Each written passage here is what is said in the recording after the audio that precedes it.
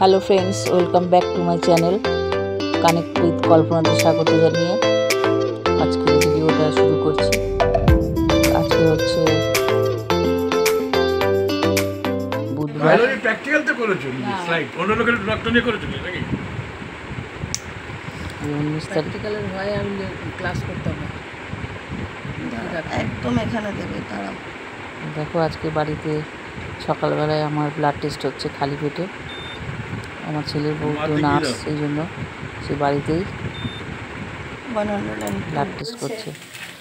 তো আজকে আমার যাওয়ার কথা ছিল ল্যাবরেটরিতে ব্লাড টেস্ট করার জন্য, ইসিজি আর ব্লাড টেস্ট মানে সুগারের টেস্ট করার জন্য, কেননা চোখে ক্যাটারাক্ট হয়েছে, সেই জন্য অপারেশন করতে হবে।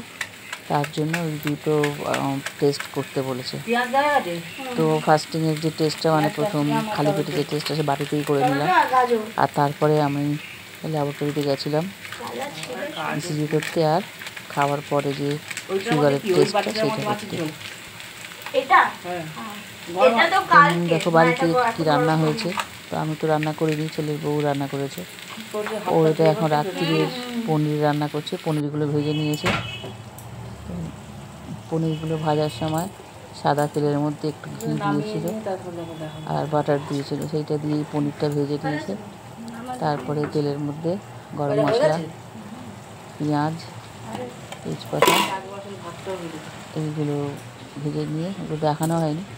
তারপরে তার মধ্যে দেওয়া হয়েছে ক্যাপসিকাম আর টমেটো আর গাজর দিয়ে পনিরের তরকারিটা করেছে। এটা হচ্ছে আমার ছেলে দই কাতলা করেছে, ও ভিডিও করতে ভুলে গেছিলো।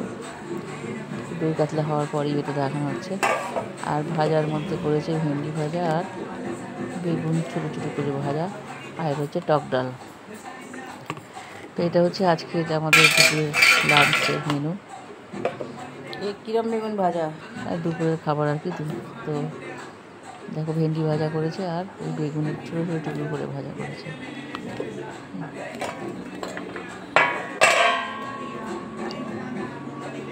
আর রাত্রে পনিরটা তো দেখালাম, আর ভাতটা এখনও হচ্ছে। তো এটাই হচ্ছে আজকের মেনু। ভিডিওটা যদি তোমাদের ভালো লেগে থাকে তো তখন লাইক দিয়ে দেখাটা শুরু করো, আর বেশি বেশি করে শেয়ার করে দিও, আর অবশ্যই কমেন্ট করবে।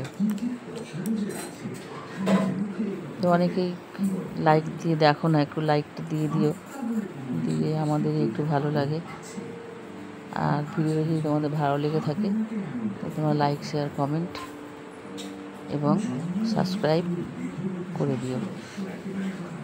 তো আমার তো টেস্টের রিপোর্টটা আনবে বিকেলবেলা, ছেলে গিয়ে টেস্টের রিপোর্টটা নিয়ে আসবে, সেটা নিয়েই আমাকে যেদিন অপারেশন হবে চোখের নিয়ে যেতে হবে।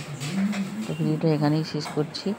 আশা করি তোমাদের ভালো লেগেছে এবং পরবর্তী ভিডিওতে আবার তোমাদের সঙ্গে আবার দেখা হবে। ভিডিও দেখার জন্য অসংখ্য ধন্যবাদ।